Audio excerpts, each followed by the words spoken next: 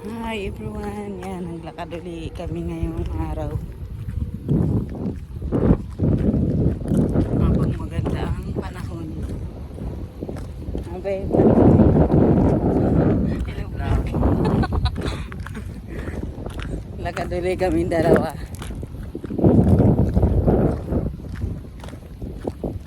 Samantalahin ang magandang panahon.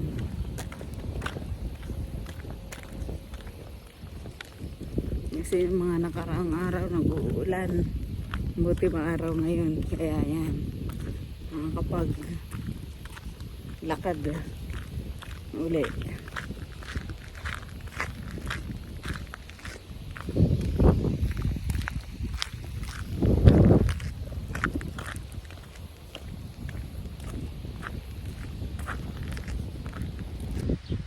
Yan, makadilig ko lang ng mga halaman ko.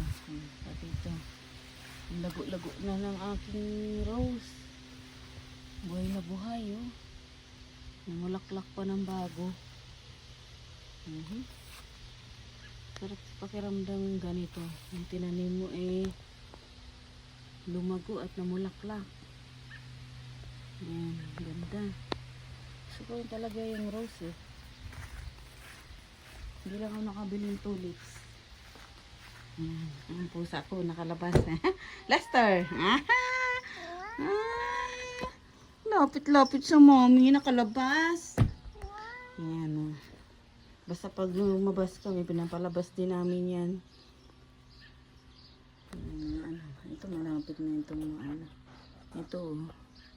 Nanganak na yung aking snake plants. Bigay ni Ate Peli.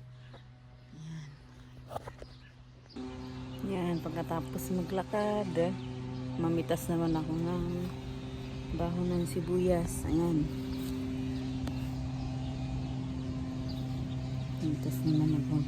Kakapitas ko lang nung isang araw.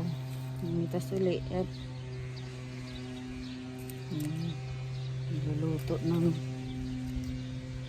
stir fry na manok. Kailangan ng dahon sibuyas.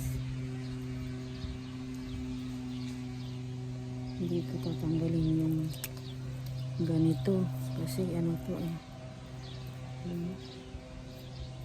yung buto na to ng sibuyas.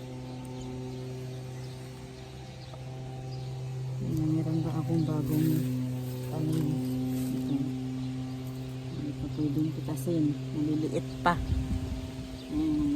Lumago na yung aking asparagus. Gusto yung kamatis. Ito, nakailang harvest na ako nitong dahon ng sibuyas. Kaya ito na lang, makakalbo ko na kakapitas. Unti lang.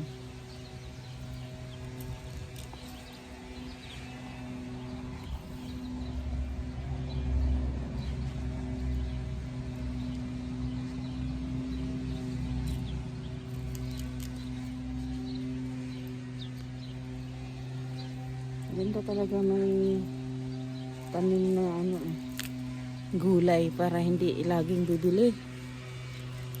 Mahal din, sayang ang dollar.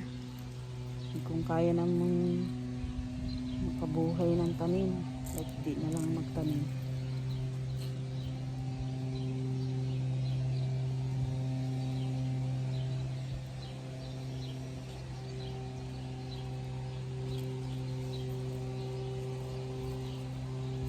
Ibang araw pwede na itong bago kong tanim ng sibuyas. Mga next week siguro. Hinalan, maganda ang tubo ng kamatis ko. Ang lago-lago ng kalabasa ko,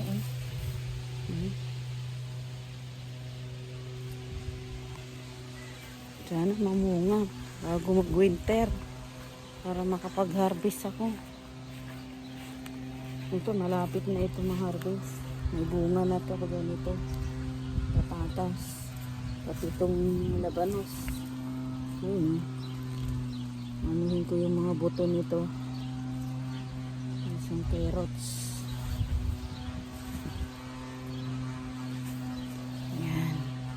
pitas uli.